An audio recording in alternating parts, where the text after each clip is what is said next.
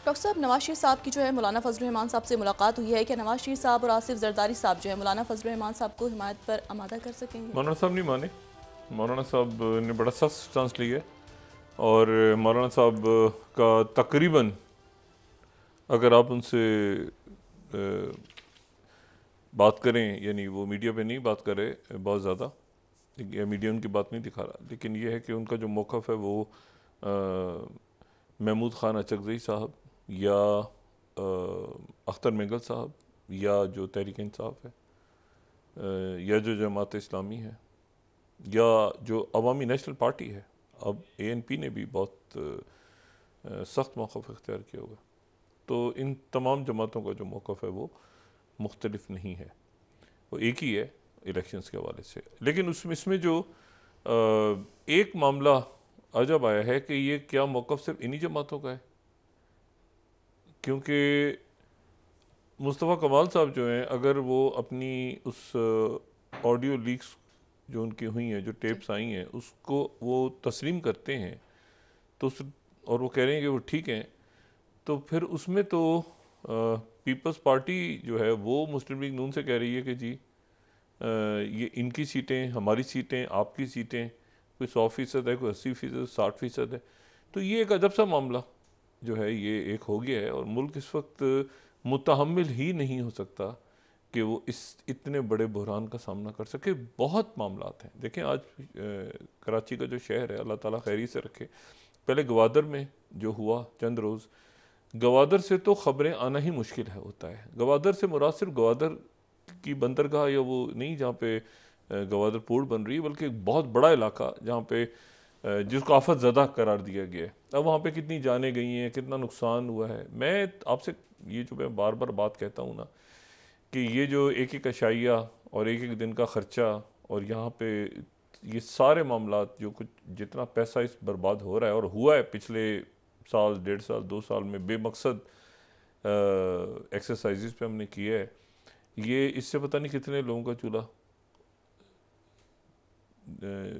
जो है वो जल सकता था और अभी भी जल सकता है, क्योंकि ये लाखों करोड़ों रुपया खर्च हो रहा है, ये अरबों रुपया शायद खर्च हो रहा है और ये बेमकसद है। ना कोई कानून साजी हो रही है, ना किसी को इंसाफ मिल रहा है, ना कोई बच्चों की तालीम का मामला हल हो रहा है। मतलब है कि बहुत बड़े मसाइल हैं, मईशत, सिक्योरिटी, जो मैं बार बार दोहराता रहता हूँ, सिक्योरिटी क्राइसिस है।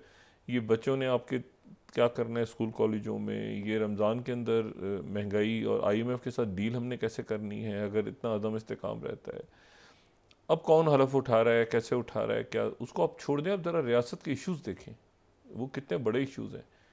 और उसमें फिर इस तरह की बातें जब आती हैं तो सुनने को तो मतलब है कि हिजान सा पापा है, ईवान तो नहीं चल पाया आज, और इस तरह का ईवान चलेगा।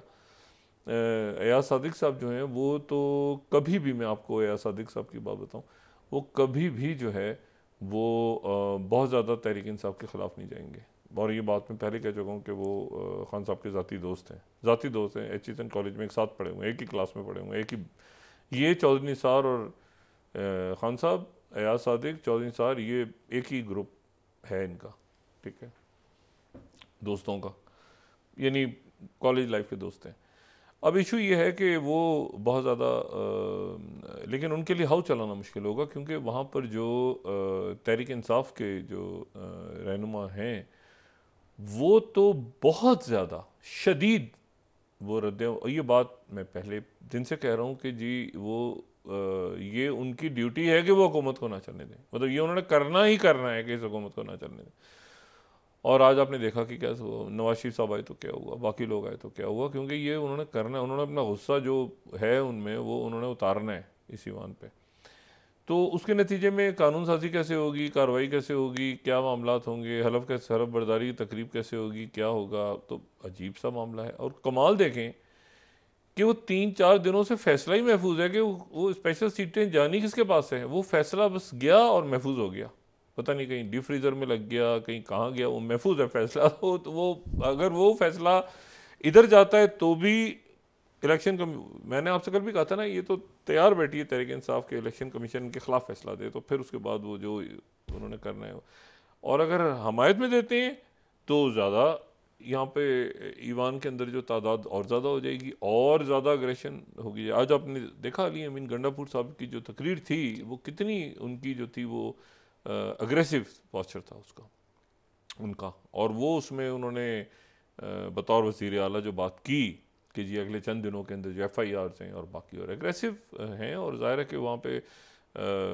उनको इस लिहाज से उनकी पोजीशन काफ़ी सियासी तौर पे यानी पार्लियामेंट से हट के भी, क्योंकि मौलाना फजलुर रहमान भी उनके साथ हैं इस वक्त, और यानी आप KP के अंदर जमात इस्लामी भी उनके साथ है। खैबर पख्तूनख्वा की जो सियासत है, यानी वहाँ का जो सियासी लैंडस्केप है, उसमें जमात इस्लामी, उसमें जमीयत उलमा इस्लाम, उसमें अवामी नेशनल पार्टी, तो ये सारे जो हैं ये तहरीक इंसाफ के साथ इस वक्त खड़े हो गए हैं। तो वहाँ पर बाकी जमातों की तो मौजूदगी नहीं है, और अगर है तो मैटर नहीं करती मौजूदा सूरत हाल में। तो ये अब देखना है, मुल्क तो चलना है ना आगे, तो इसका क्या सूरत गरी, तो रोज़ मैं कहता हूँ कि हुकूमत की सूरत गरी जब बनेगी तो बात करेंगे। उस सूरत तो बिगड़ती जा रही है, ये तो कुछ अजीब सा ही मामला है। और आज तो बहुत, मैंने वही बात की कि वो शायद बाहर TV पे शायद इतना नहीं एहसास होता, जो वहाँ पे मीडिया की शख्सियात मौजूद होती हैं वो तो बाकायदा कहती हैं कि जी एक शख्सियत को उस दरवाजे से निकाला जाता है, दूसरे को वहाँ से निकाला जाता है, उसके कारकुन वहाँ घूम रहे होते हैं, उधर वो घूम रहे होते हैं, तो मतलब कोई किसी के हत्या लग गया तो वो पता चला, अजीब तमाशा बना हुआ है। तो ये कैसे चलेगी पार्लियामेंट, कैसे होगा? और मियाँ साहब ने कोशिश की मौलाना साहब को मनाने की आज, लेकिन मौलाना साहब तो बात नहीं माने। तो अब देखते हैं कि क्या होता है, लेकिन इस तरह नहीं चलता ये हाउस जो है ना, ये बड़ी संजीदा इसमें फ़ैसले होने हैं, इसमें प्राइवेटाइजेशन हमने करनी है, हमने खारिजा पॉलिसी डिस्कस करनी है, हमने मईशत के बड़े अहम मामला डिस्कस करने हैं आने वाले दिनों में। तो ये इस ईवान में कैसे होगा? यहाँ तो किसी एक नुक्ते के ऊपर, क्योंकि वो उनका कहना ये है कि ये जो है ये तो हम इनको मानते ही नहीं है, मतलब ये है ही नहीं। अच्छा साहब ने तो कह दिया कि खान साहब वज़ीर आज़म है, ठीक है ना, मतलब वो तो मतलब तस्लीम ही नहीं कर रहे ना ये कि ये मतलब है कि एक बहुत अजब माहौल है। उस अजब से माहौल में ये कैसे अब हुकूमत चलेगी, कैसे आगे काम होगा, ये देखते हैं कि अब क्या होता है। हम तो रोज़ बस दुआ ही कर सकते हैं कि ये अच्छा। वैसे ये जो होता है ना कि मैंने नोट किया है कि उस दिन भी जो ये मुलाकात हुई, यानी दो मुलाकातें ऐसी हुई हैं जिनके बाद ख़ास तौर पे ये ख़बर चलवाई जाती है कि दुआए खैर हुई। उसमें मतलब ये ख़ास से ख़बर आती है कि जी ख़ास तौर पे ख़बर आप दें मीडिया कि इसके बाद दुआए खैर हुई। अच्छा, वहाँ दुआए खैर अल्लाह ताला कबूल फरमाए दुआएं सबकी, अच्छी नेक दुआएं, लेकिन जब ये ख़बर चलवाई जाती है ना तो कोई गड़बड़ हो जाए। इससे एक दफ़ा पहले चलवाई गई थी कि चौधरी परवेज़ लाई इधर आ गए, दुआए खैर हुई, अगले दिन परवेज़ लाई साहब निकल गए तहरीक इंसाफ के साथ। अब ये जो हुई है ना, उस दिन इत्तेहादी बैठे हैं सारे और दुआ, उसके बाद अलग से एक तो एलामिया जारी हुआ, फिर एक ख़बर चलवाई गई कि उसके बाद दुआ खैर हुई। और तो ये दुआ खैर हुई तो उसके बाद जो है ये एक अजीब सा फिर सिलसिला आ रहा है। तो ये जो है ये दुआ आवाम के लिए करें, लोगों के लिए सब करें, मुल्क के लिए करें, अल्लाह ताला सबको खैर खैरियत से रखे। ये तो वो हलवाई की दुकान पे दादाजी की फातिहा, एक कहावत है उर्दू की कि एक बंदा गया हलवाई की दुकान पे और बहुत सारे लोग खड़े हैं मिठाई ख़रीद रहे हैं, और गया उसने हाथ उठा के कहा या अल्लाह ये मिठाई जितने लोग भी खाएं उन सब का फ़ायदा मेरे मरहूम दादाजी को पहुँचे। वो कह के भाग गया। तो ये तो मतलब दुआ करनी तो आवाम के लिए दुआ खैर की जाए अपने लिए ये हलवाई की दुकान पे दादाजी की फातिहा पढ़ के भागे। तो ये पता नहीं क्या है सिलसिला, लेकिन ये है कि मतलब आज कौमी असम्बली में तो बहुत अफसोसनाक बात हुई। और खैबर पख्तूनख्वा असम्बली में जो वज़ीर आला हैं अब अली अमीन गंडापुर साहब मुंतखब हो गए, हलफ उठा लिया। अब वो क्या करेंगे आने वाले दिनों में, उनकी हिकमत अमली क्या होगी, शहबाज शरीफ साहब कैसे निपटेंगे, क्या वाकई इसहाक डार साहब आ रहे हैं, क्या इसहाक डार साहब वाकई वज़ीर ख़जाना आ रहे हैं? मुस्लिम लीग नून के लोग तो कह रहे हैं कि वो हर हाल में आ रहे हैं। वो कह रहे हैं कि किसी सूरत जो है मैं ही वज़ीर ख़जाना आऊँगा और मैं मुल्क की मैशत को ठीक करूँगा।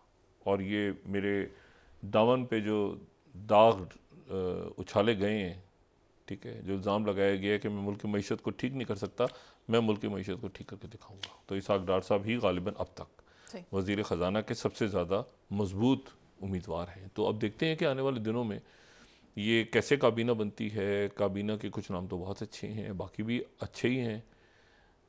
अब क्या अब मुल्क ने आगे चलना है ना, तो रमज़ान आ रहा है तो अब ये, लेकिन आज बहुत ज़्यादा हुआ है, कल भी हुआ, आज भी हुआ, और तमाम रोज़ जो है ना, ये सुबह से लेकर शाम तक आवाम, उधर कराची में बारिशें हो रही हैं, उधर गवादर से आफत ज़दा इलाका है कराची, तो ये सिंध के तो इलाकों में अरबों रुपया खर्च हुआ है, अरबों या खरबों रुपया खर्च हुआ है तरक्याती मंसूबों पे, और ज़रा सी बारिश होती है। आप देखें किसी ये जो शहर बने पूरी दुनिया में, बारिश होती है, मतलब लोग बारिश इंजॉय करते हैं, वो बारिश चली जाती है, पानी यहाँ पर वो जो है वो जजीरे बन जाते हैं छोटे छोटे, मतलब बहुत सारा पानी है, बीच में छोटी सी एक जजीरा सा बना हुआ है। ये कौन सा जजीरा है भाई? ये जजीरा है गुलशन इकबाल है।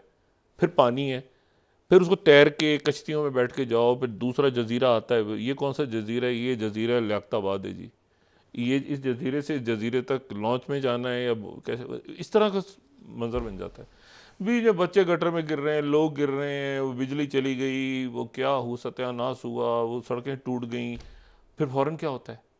या जल्दी से तरक्याती बजट अप्रूव कराओ, सड़कें टूट गई। वो हर 6 महीने बाद सड़कें पुल सब टूट जाते हैं, फिर तरक्याती बजट आता है, फिर वो खाया जाता है, फिर दोबारा आता है, फिर वो खाया जाता है। तो ये एक मामला जब से चल रहा है, और ये सिर्फ कराची या सिंध की बात नहीं हो रही, पूरे मुल्क के कई इलाकों में यही हाल है। तो ये जो कि एहतसाब ही नहीं हो रहा, पूछगछ ही नहीं हो रही किसी से, तो ये मतलब है कि, और सबसे जो अजीब आज की दुनिया में आप देखें कि गटर के ढकने चोरी हो जाते हैं।